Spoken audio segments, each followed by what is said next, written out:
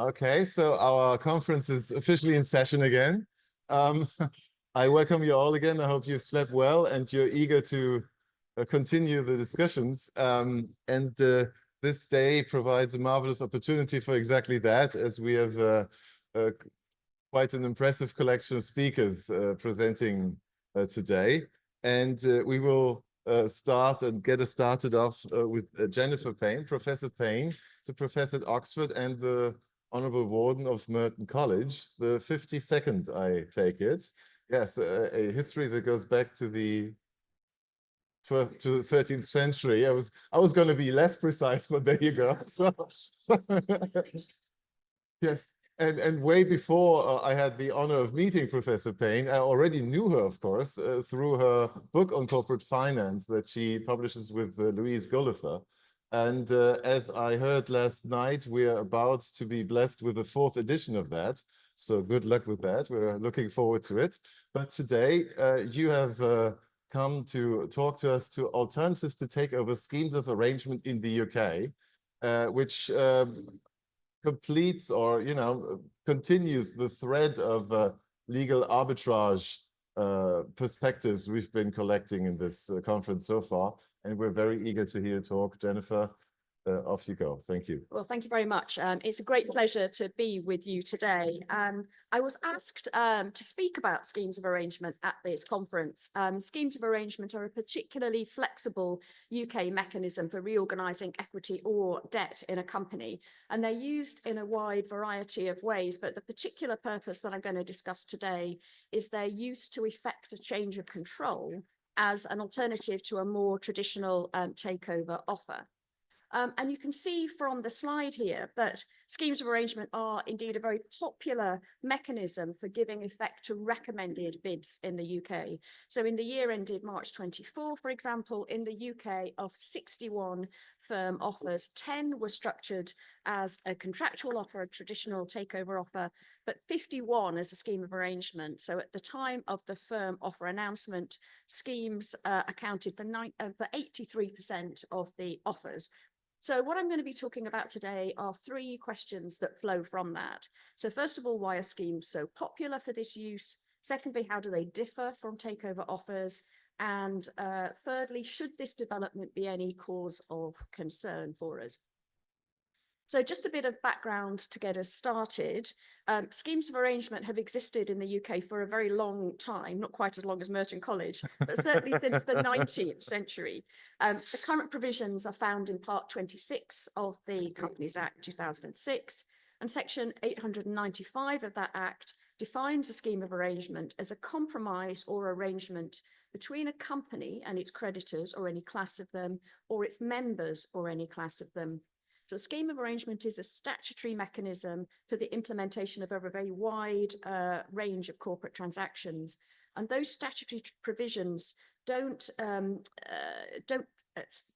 give you any details about what you can use a scheme for. And in fact, what you can do is use a scheme for pretty much anything that the creditors or members could agree amongst themselves. So we see them being used for a wide variety of internal reorganizations. One of the very common uses is as a debt restructuring device, and that obviously aligns very closely with what Felix was talking about yesterday. But as I say, what I'm going to be talking about today is another of their uses as a mechanism for changing control in a company. And broadly, where you're using them to effect a takeover, effectively what it involves is an arrangement being proposed between the company and its members. That proposal originates in the board. An application is then made to court for an order that meetings of the members be summoned, possibly as a series of class meetings. The members meet in those classes in order to consider and approve the scheme. The approval level for a scheme is 75% by value and a majority in number. So it's a slightly odd approval test. But importantly, a company in a scheme situation is free to decide with whom it wants to engage in that compromise or arrangement. So you don't have to include all the members, or if you're in a debt restructuring situation, you don't have to include all the creditors.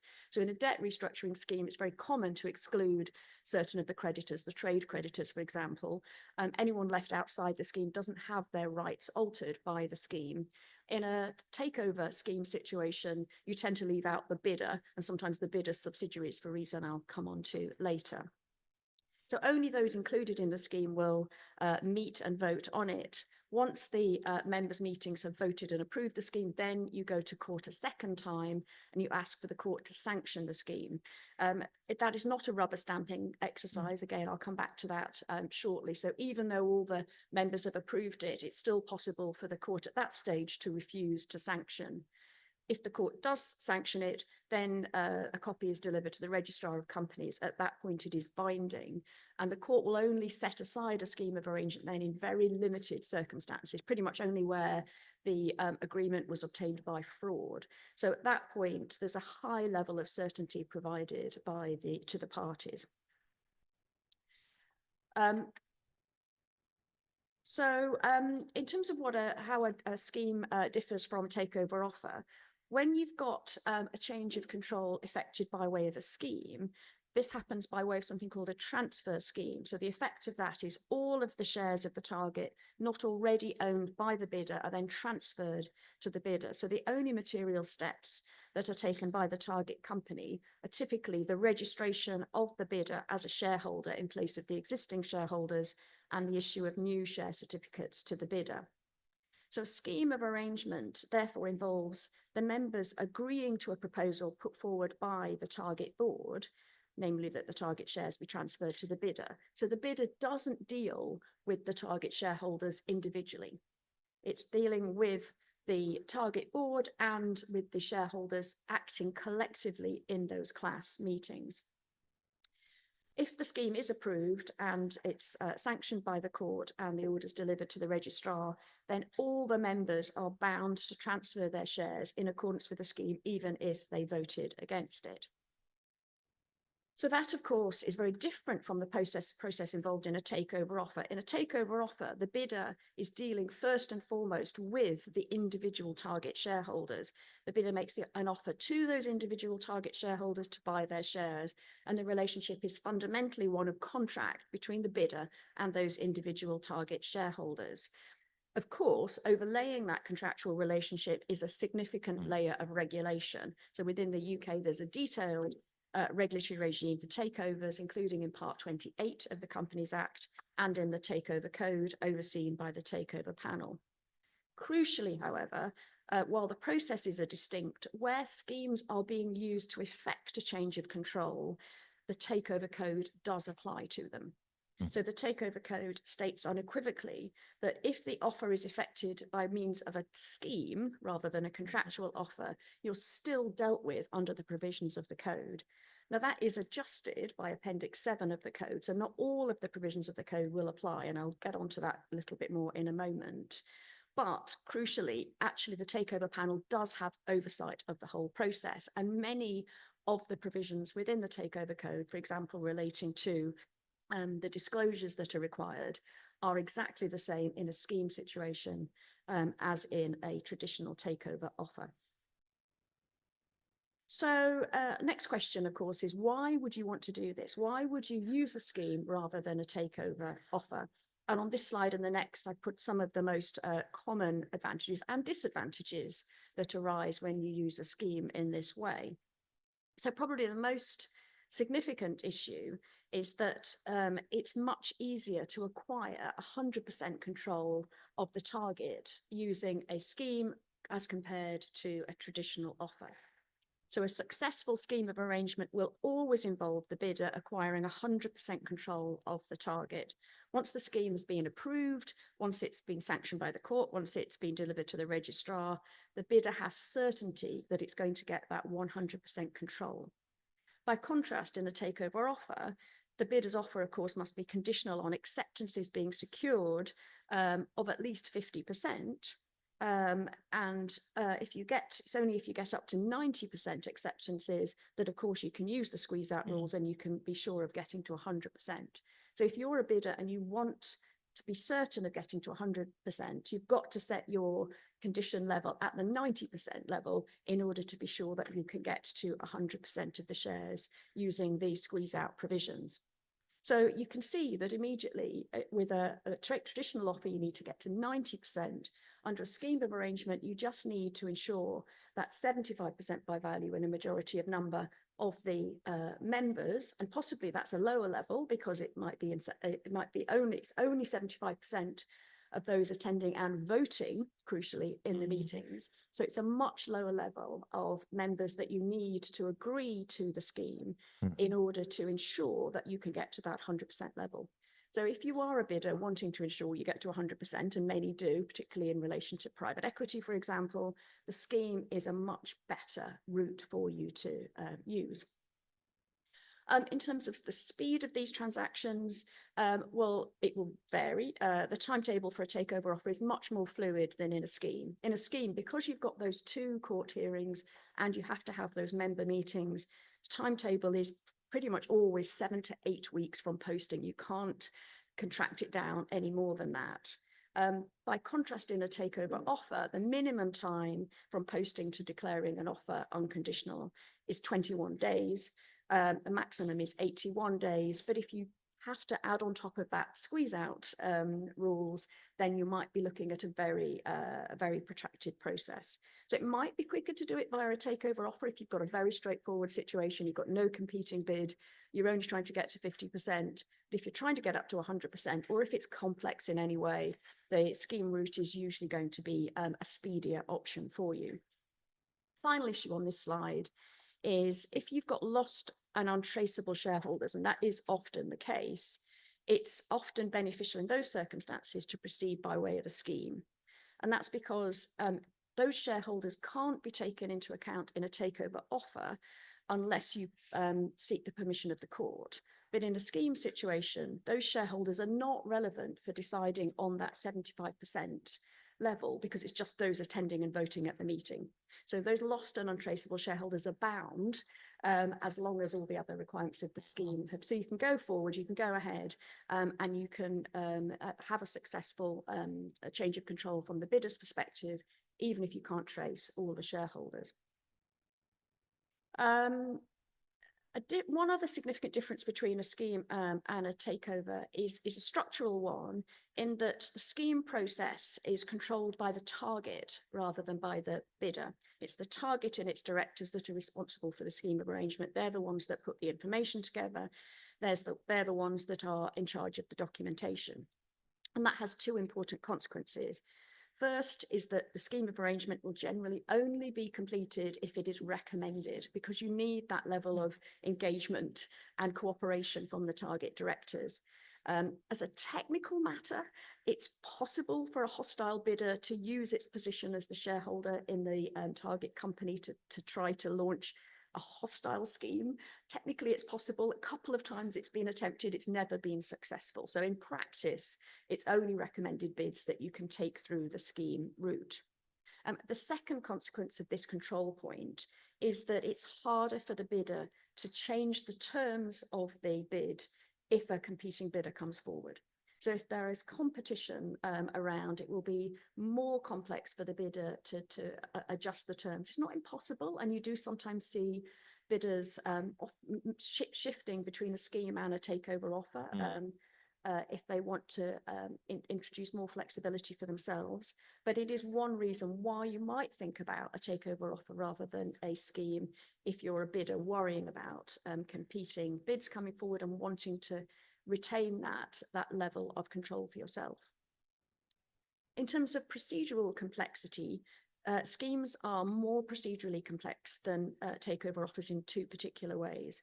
The first, of course, is that the court involvement element that I've already talked about. There is generally no court involvement in a takeover offer in the UK. Indeed, that's regarded as one of the strengths of the UK takeover regime as compared, for example, with the situation in the US. So in the UK, the takeover is governed by the rules set out in the Takeover Code, and to the extent that rulings are required during the course of the bid, they will be carried out by the takeover panel. Those panel decisions are, of course, subject to judicial review, but the English courts have established very narrow limits for that judicial review exercise. So effectively what they've done is carry out a retrospective review of the takeover panel's decisions, but they haven't interfered in the course of an existing bid.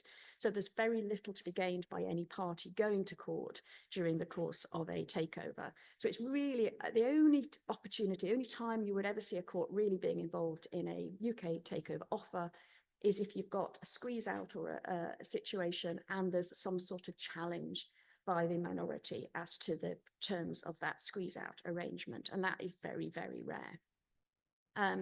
So that's one reason why schemes are more complex. You have these compulsory 2 court hearings. One, first of all, to set up those member meetings and to determine the information that is going to go to the members. And then secondly, that sanctioning hearing. And the fact that the sanctioning hearing is not a rubber stamping exercise does add an element of completion risk for bidders. So the court involvement element of the scheme involves that extra time element, 7 or 8 weeks typically. It does involve a cost element. It does add a completion risk element if you're thinking about this from the bidder's perspective. The other issue that makes schemes more cumbersome is the fact, as I've mentioned, that members are divided into classes in order to meet, to consider the scheme and to vote on it. So the role of the court in that initial meeting, as I say, is to determine what information the members need and how many class meetings are need to be held. And if they get that wrong, that is a reason why at the sanctioning hearing that the sanction might be refused. So how do you determine whether and how many classes are needed?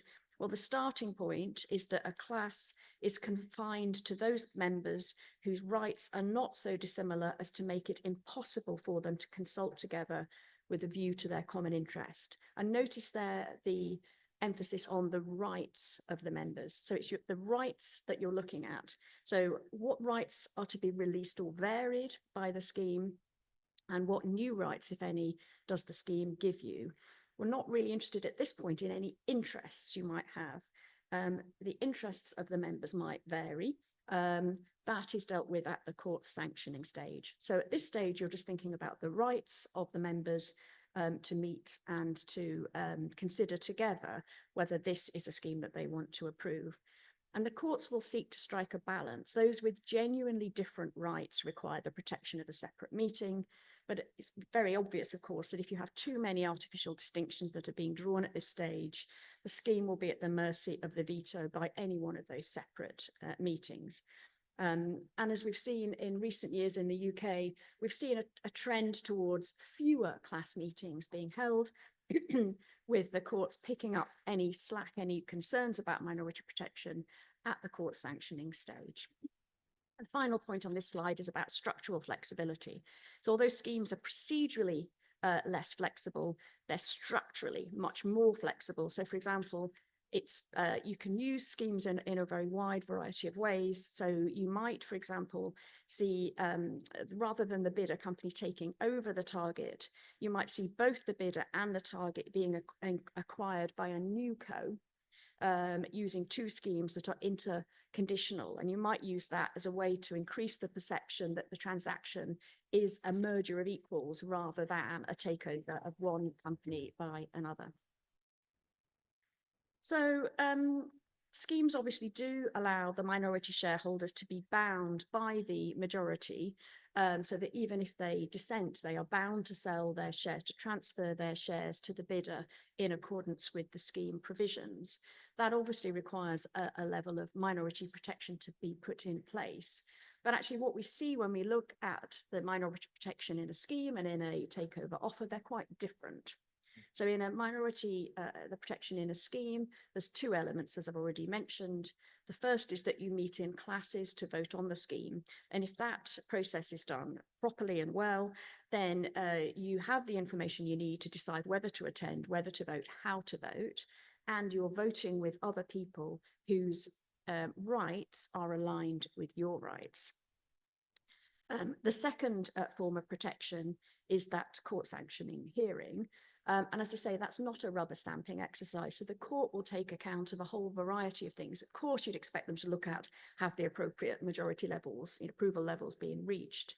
But more importantly, they have a fairness test that they apply. So they will look, for example, at how those majority levels were reached. So here's where you might bring in the interests of different members. So imagine you've got all of the ordinary shareholders, they've all got exactly the same rights and exactly the same things are going to happen to them in the scheme. So they're all being put in one class. But within that group, you've got some of the shareholders who are actually subsidiaries of the bidder.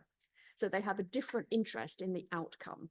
Now, that is something that the courts can and indeed will take account of at this court sanctioning stage. So they will look at, has the decision of the majority been reached bona fide in the interest of that class? And if there are different interests in play at that stage, the court can do a whole range of things, but most obviously what it will do is just ignore those votes in order to see whether nevertheless the appropriate majority levels have been reached. So the courts can take account of a whole variety of things, including those sorts of interests of the underlying members at that court sanctioning stage. If we compare that with the minority protection in an offer, you've obviously got UK takeover regulation trying to do two different things. It's trying to regulate the relationship between the target directors and the target shareholders, and we resolve that conflict in favour of the shareholders, of course, in the UK. I won't talk about that any further. But secondly, what UK takeover regulation is seeking to do is to regulate the relationship between the bidder and the target shareholders. And a whole raft of things are put into place there in order to provide those target shareholders with protection. So, of course, we've got General Principle 1 of the Takeover Code. So we require that the same offer is made to all shareholders of the same class, and that where a target company has more than one class of equity share capital, a comparable offer is made for each class. We obviously have the squeeze out and sell out rules, which again protect the target shareholders in terms of the price that they will obtain at that stage. We have a whole slew of rules about information disclosure, and of course we've got the mandatory bid rule. So we've got a whole range of things which are intended to protect the target shareholders. Those things do not, well, the information provision applies in a scheme, but the other things don't. We don't have the mandatory bid rule applying in a scheme. We don't have General Principle 1 applying in a scheme. And the question is, well, why not? And that's because of the different way that these schemes and takeover offers are structured. So if you think about why all those things are in place in a takeover offer, the strongest argument justifying all of those minority protection provisions is to prevent distorted choices on the part of those target shareholders. Without those provisions in place, the bidder has the opportunity to divide and conquer because the shareholders are not acting collectively. They're acting as individuals. They don't know the information that other shareholders have. They don't know how they're going to decide. So what you want to do is put in all these provisions which guarantee that you're going to get the same deal as everybody else. And you can wait as long as you like and wait to see what all the other shareholders are doing before you make your final decision. And even if you're left in the rump 10%, you're going to get the same deal as everyone else. So there's no harm in you waiting and seeing what everybody else is deciding. You don't have to jump early because you're being promised a better offer. So all of these rules are there. They're designed to deal with the collective action problem that individual shareholders face in a takeover offer. They're there to prevent a distortion of their decision-making process. And if you give the decision on the bid to the target shareholders, which we do in UK regulation, you have to do as much as you can to ensure that their decision is as undistorted as possible. So all of those provisions are there in order to prevent that distortion. So it's there in order to enhance allocative efficiency in terms of the decision-making process. But if you look at a scheme of arrangement, the shareholders there are not acting individually, they're acting collectively. You don't need to protect them from that divide and conquer strategy that you see in relation to a takeover offer. So in a scheme of arrangement, the focus of concern regarding minority protection is whether or not to accept the scheme in the first place. And since a successful scheme binds all of the shareholders, as I said, the effect is that even the dissenting shareholders are bound, but bound to sell their price for the price that is agreed by the majority. So yes, of course, that triggers a protective response. But actually, what we see in UK takeover law, as indeed in UK company law, is that we have a pretty laissez-faire approach to this. On the whole, UK law takes the view that shares can be expropriated as long as a fair price is paid for them. So in the squeeze-out rules, for example, you can expropriate that rump 10% as long as you pay a fair price. And in general terms, a fair price is the bid price. It's what the rest of the shareholders have agreed, unless there is some reason to doubt that the majority have agreed it, that there's an alignment, basically. If there's a lack of alignment because the majority have got a separate interest, which is causing them to take a lower price, then you might go to court and argue about it. But in general terms, if the majority have agreed it, that is an indication of fairness. And similarly, in a scheme situation, the fact that the majority within your class have agreed it is an indication that this is a fair price. And it's only if you can demonstrate that there is a different interest, they've got a different reason, they're not acting bona fides in agreeing this particular price, that the court will step in and do something about it. But as I mentioned, that's exactly the sort of thing the courts will take account of in the sanctioning stage if they can see that there is a separate interest which is causing the majority to take a lower price and bind the minority to a lower price than otherwise would be fair and reasonable. But outside those sorts of circumstances, the fact the majority have agreed it is an indication per se of the fairness of the price. And therefore, that is the nature of the protection that minority shareholders have. So are there reasons to be concerned about the way that schemes have become the dominant tool in the UK for changes of control? Well, three different concerns are often raised in relation to this issue, and you can see them on the slide here. The first concern is one I've mentioned already, this difference in the approval thresholds. Should we be concerned about the fact that a bidder can get control, 100% control of the target with a lower level of acceptances from a smaller number of members in a scheme situation, so 75% of those attending and voting at a particular meeting, as compared to 90% in a takeover offer. And some jurisdictions have been concerned by that. In Hong Kong, for example, they've changed the approval level where schemes are used to effect a change of control to bring it up to the higher 90% level. We haven't done that in the UK, and the courts are sometimes asked about this. 2 points I think you can make. Well, the first point is a very practical one, which is that the approval levels for schemes, they appear to be lower, but actually the veto rights of the minority might be stronger than you think they are by just looking at the provisions on the face of the legislation. And that's for a number of reasons, but just two in particular. First of all, of course, as I said, the members might be meeting in smaller classes rather than collectively as a single whole general meeting. So you have a smaller number, or if you've got numbers of class meetings, that gives stronger veto rights to the minority.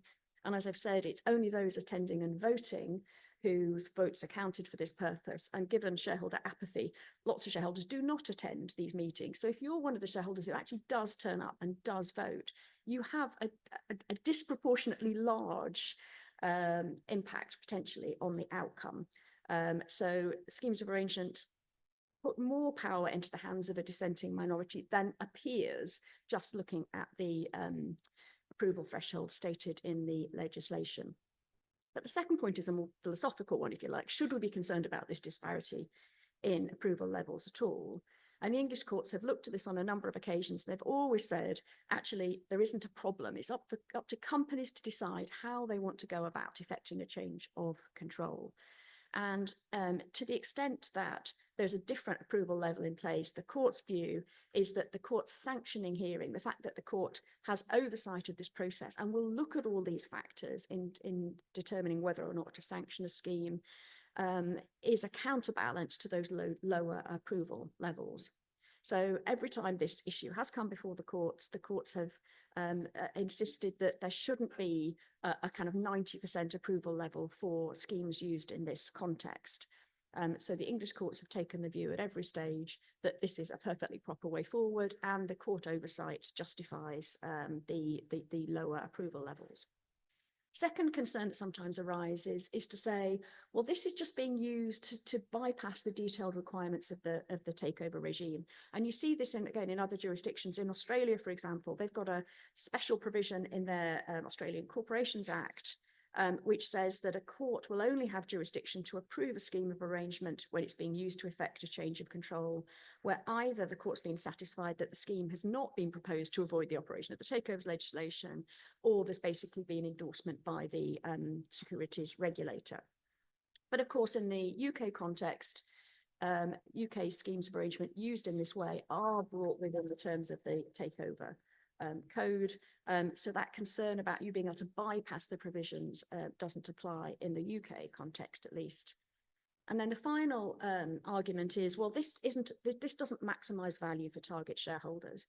So sometimes the argument is made that the use of schemes, they don't facilitate auctions for control. So it doesn't maximize value for the target shareholders.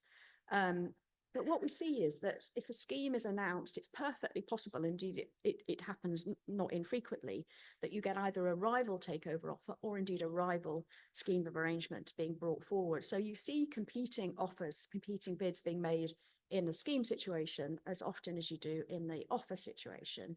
And indeed, in one way, you might say that schemes are more useful for facilitating an auction, because in a scheme situation, the bidder does not have to acquire a large portion of the target company's shares before it can go forward and launch or request a scheme of arrangement. So actually, bidders generally don't buy many of the shares in the target company in advance.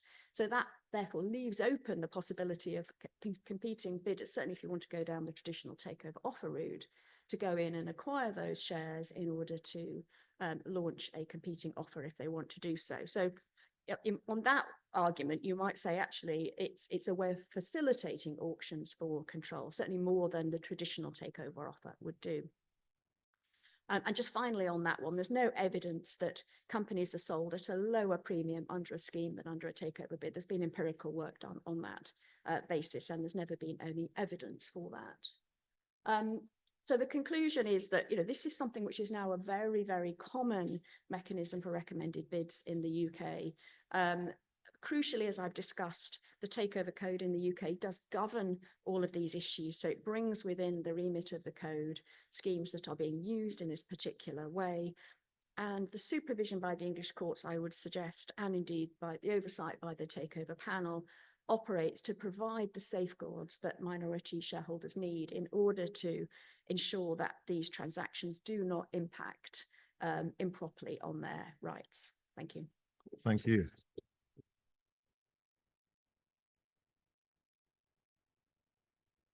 Thank you so much on shedding some light on this internal arbitrage decision, really, between British takeover and British schemes of arrangement. Questions? Yes, Alpern. It was so clear. It's not the show as well. My question is, if scheme of arrangements is the more popular, if the scheme of arrangements is the more popular method and it's generally friendly, as you said, so hostile scheme of arrangements is technically possible but challenging. Yeah. So I was just wondering about the implications of this for the market for corporate control and the disciplining effect of that in theory. So do you think, so bidders go for scheme of arrangements and it has to be friendly. So do you think, is there like a stick implicit that they would otherwise launch a hostile takeover if the board does not initiate the friendly scheme of arrangement? Or do you think the bidders just want to do a friendly scheme of arrangement and therefore there is no hostile takeover threat and therefore there is no market for corporate control and therefore there is no disciplining effect of this? Well, it was a bit long question. Yeah, I would say so two things, I suppose. One is, if you want a hostile bid, you can still, it doesn't mean you can't do it. You've just got to use the traditional takeover offer route. I think it also, your question does presuppose that we believe that hostile bids are an effective mechanism for disciplining directors and having some sort of market control mechanism. I've never been convinced of that, I have to say. I mean, I think, these takeover offers, hostile bids, there's a whole range of things that you can use them for. Lots of reasons you would do that, quite apart from disciplining directors. And indeed, if you're using this as a mechanism to discipline your directors, you're doing it at a very late stage. It's not an effective way to facilitate that particular outcome. I think we've got many better ways of trying to discipline directors than use hostile takeover bids. So I've always been very skeptical of the argument that this is a wonderful way to try to get directors to really focus on what matters. I think we've got many better tools than that in our toolkit, I have to say. That's a very interesting idea right there. I mean, I might pick you up on that to present another time just on that, because it runs against the conventional. Very interesting, Noreen. Thanks very much. I also very much enjoyed the presentation. I would also like to show the slides to my students. You're very welcome. On concerns with the use of scheme of arrangement and connecting to the conference theme of legal arbitrage, you mentioned schemes of arrangement are used to effect change of control. Could I ask a question on the other side of story about restructuring, if I may? So following the Purdue Pharma case in the States, which essentially said that non-consensual third-party releases are not permitted under Chapter 11, we're seeing, especially since 2012-20, a very high number of US companies doing the restructuring and the schemes of arrangement in UK, shift of COMI, change from New York law to English law, and not only American companies, but also we saw one of the first Chinese companies doing this. And this is a victory in a way for London, if we can. That's my question, actually. Is this a concern? Should this be a cause of concern, that we are enabling this kind of legal arbitrage, or do you think this is a positive development for London and for the leading authority of English courts in this way? Because restructuring is a big topic at the moment, and schemes of arrangement are facilitating this. Absolutely. No, it's a really good question. And they later go back to US and do Chapter 15 there. So exactly. I mean, I think it's a very good question. I mean, debt restructurings facilitated by way of a scheme of arrangement have been, foreign companies have been, overseas companies have been coming to the UK for decades in order to do this. So this is not a new thing following the Purdue decision in the US. So we've seen that for decades. And indeed, I think there is definitely a regulatory competition element to all of this. And we see actually when we looked at the recent introduction of the restructuring plan, which is a scheme of arrangement, as you know, but with a cross-class cram down. So you can impose that on dissenting classes. You can't impose a scheme like this on a dissenting class, but you can a restructuring plan. And the UK government were quite explicit about the fact that one of the reasons to do that was to recognise the fact that other jurisdictions have this. It was to keep us at the front of the pack. It was to ensure that we respond to that regulatory competition aspect in order to ensure that people keep coming to London, keep coming to the UK courts. Now, of course, when the UK courts have a case in front of them on debt restructuring, and it's a scheme or a restructuring plan, they will ask themselves two questions. So they'll ask themselves, firstly, is there a sufficient connection with the jurisdiction? And they've been quite generous with that. So a broad view has been taken. So debt governed by English law or subject to English jurisdiction will be enough to bring yourself within the jurisdiction of the English courts. But secondly, the question is the scheme going to be internationally effective? So there's a recognition element to it. And that brings in the Chapter 15 points that you're mentioning. So I think that will be the question for the English courts when they're looking at these Purdue type situations where in relation, because obviously third party releases, we can do that via an English scheme of arrangement or a restructuring plan. As you say, the US courts have recently ruled that you can't affect third party releases in the US. So if you try to bypass that and come to the English courts, I think the crucial question for the English courts will be what will happen under Chapter 15. So if it won't be recognised in the US courts, I think the UK courts will not accept jurisdiction because it's effectively, it's a null decision. My question on the concern side of the story was that it seems to me that there is an artificial change of governing law going on quite often, change loan contracts from New York to England, just for the purposes of. Yes. Yes. I mean, I guess it will, I mean, in terms of the protection of the creditors who are suddenly being faced with a different governing law clause, I mean, either that's in your contract that you've agreed upfront, that is what is the governing law and how it might be changed, or you've had to agree to it subsequently.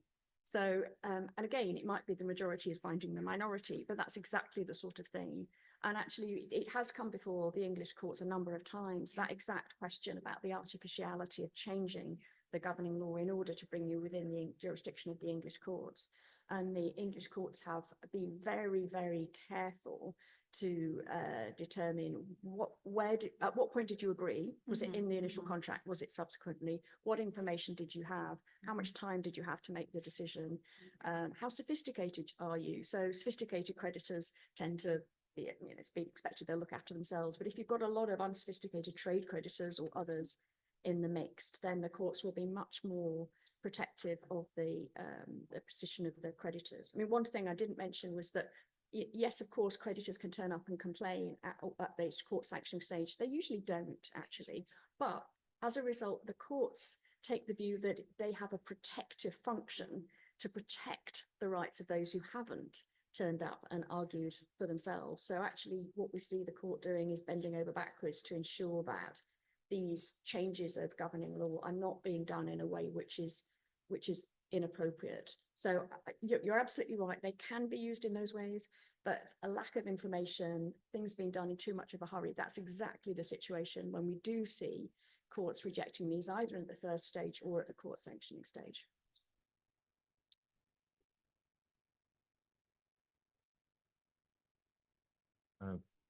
Dominic, then I have Tim and Martin. Thank you, Professor. So perhaps a follow-up. Is it fair, or would it be fair to say that the thresholds for the objectifiable truth in these proceedings is 75 and 90%, and the malicious investor would technically seek to circumnavigate ipso jure triggering of MEC clauses? And how do you see proliferation of compromissory clauses in such agreements, and especially in a scheme of arrangements as regards the jurisdiction of the cases?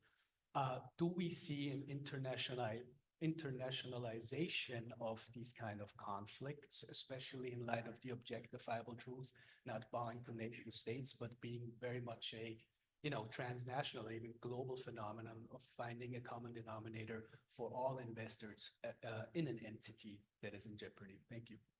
So you're talking specifically about debt restructuring. Exactly. So back to prime question. finance, Yeah. arbitrage would be somewhat of a catchphrase, Yeah, I mean, you do sometimes see clauses in the those initial contracts. I mean, it's up, I think it's up to creditors to bargain for the arrangements they want in the first place. Sophisticated creditors can also put clauses in their contracts to try to deal with these things, but sophisticated creditors generally want schemes of arrangement. They're the ones who actually are the ones that benefit from these debt restructuring mechanisms. So they're not the ones that are usually worried about these things. They're usually driving the transactions. It's senior creditors, it's the sophisticated financial creditors who are the ones driving these debt restructuring schemes. So we don't see that too much. And as I say, to the extent that it's the other creditors that we're worried about, either they're left out of the debt restructuring scheme entirely, so you don't have to worry about them because their rights are left completely intact over there, or they're brought into the scheme. But then, as I say, the courts are particularly concerned to look to their protections. And if there's a sense that they haven't been given the information, they haven't been given the time, something is just improper about the way that the majority are kind of riding roughshod over their rights, that would be when the court sanctioning hearing really comes into its own. And I think I was talking to someone yesterday evening, I think we were talking about it, Tim, about the level of sophistication of the English judges. We're very lucky in that the judges, there's a small number of judges that do these things, and they're generally people who've been barristers doing exactly these cases for about 30 years, and then they move over to the bench, so they know all the tricks and they know all the things that can happen. And then it's a small number of highly specialized, highly sophisticated judges who know exactly where the tricks are. They know exactly the sorts of things that can be done. So the level of scrutiny and attention and consistency, crucially as well, of the English court decisions is extraordinarily high. And I think that's another reason why the English court is a place where many foreign companies come to do this restructuring, because of that level of experience and expertise in the English judges. We got time? Yeah, but we have two questions. Yeah, I think well, I just have to, an anecdote, just because you mentioned our highest regional court in Frankfurt, they brought in a professor because they have zero experience with these cases, and they hope now he can solve, and he has zero experience in practical matters. So we really envy you for your judges. So I have two short questions. The first is, I have to say it again. We changed our law through Isok and Staub. These were the names of the two reformers in Germany. And Rothschild, who is writing the leading reports in the distressed community, they wrote 2013 that Germany is has the most interesting legal setup for distressed takeover. And we usually we have the chapter 11 procedure, and we usually do it. We decrease the shares to zero, and then we increase the capital in favor of the buyer.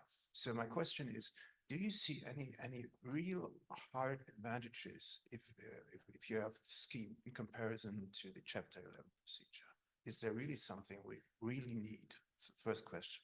Second is, it's very, very quick.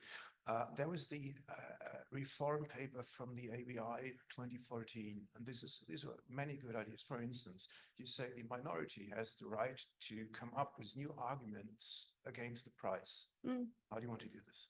In our first chapter 11 procedure, this was the Flydor case. The minority shareholders were asked, now you have the opportunity to come up with an argument against the price, and they did what? They had no idea what to do. These were the Berufskläger, by the way. The ABI Commission said, okay, there must be an information package, so at least you have the opportunity to say why the price is unfair. And in Germany, nobody noticed. Zero resonance on this. This is an interesting paper, I think. Many of the authors from Chapter 11 procedure were still involved then, and no resonance. So the question is, did you look into it? Did you copy any ideas of this? So on that second question first, it's not quite the case that the minority can argue for a new price. What they do, if they want to happen very often, is to say the price that is being offered is not fair, or at least the decision of the majority to bind me to this price should be questioned. And that's because they're being questioned because of the level of interest, other interests they have in the proceeding. For example, they're aligned with the bidder in some way, but they don't put forward a new price. All that happens is the court will then look to see, well, can we get to the majority level, taking them out of the picture? Because if we've got a majority of the disinterested shareholders who are approving it, the court will then still say that's the fair price. And if we don't have a majority approving it, all that happens is the scheme will fail. So it's not that the minority then get to say, oh, hang on, we'd like a different amount of money.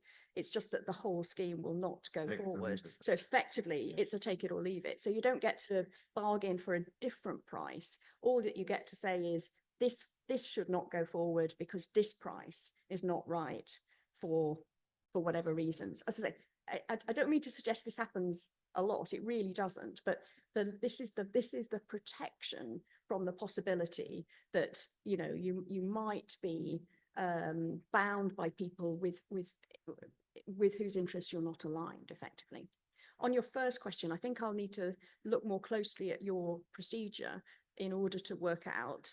I don't know enough about your procedure in order to answer your question, but if you send me the details of your procedure, I can then look at and work out the extent to which what we have in a scheme situation would compare and contrast with that. So I think I have to come back to you on that one.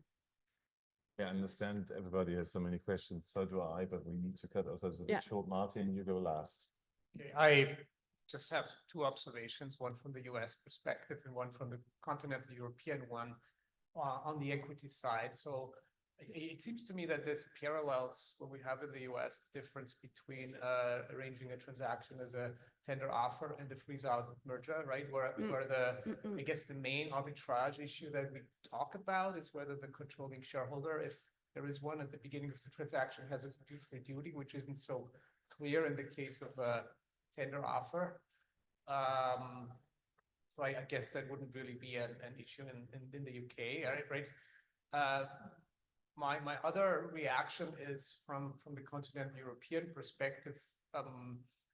We have or had the third company law directive and the mergers being harmonized on that basis, which apparently never took root in the UK, right? And this is quite fascinating because something that was supposed to be harmonized was undercut by regulatory arbitrage triggered by an ancient tradition in the UK, right? And that I find quite fascinating, and I'm curious about your reactions to that point. Yeah, I think you're right. I mean, we've never really had that sort of merger tradition has never just taken root in the UK, and I guess we've just had other tools that have been able to get us to the same place, and people become used to them and they work perfectly well. So in a sense, we've never felt the need to sort of make use of the the merger option as an alternative. So you're right, it just hasn't happened. It hasn't developed over I think it's a path dependence thing. We had these already. This is what people became very used to. They work very well. So in a sense, why do we need something different? I guess was the thinking. Okay. Thank you so much again.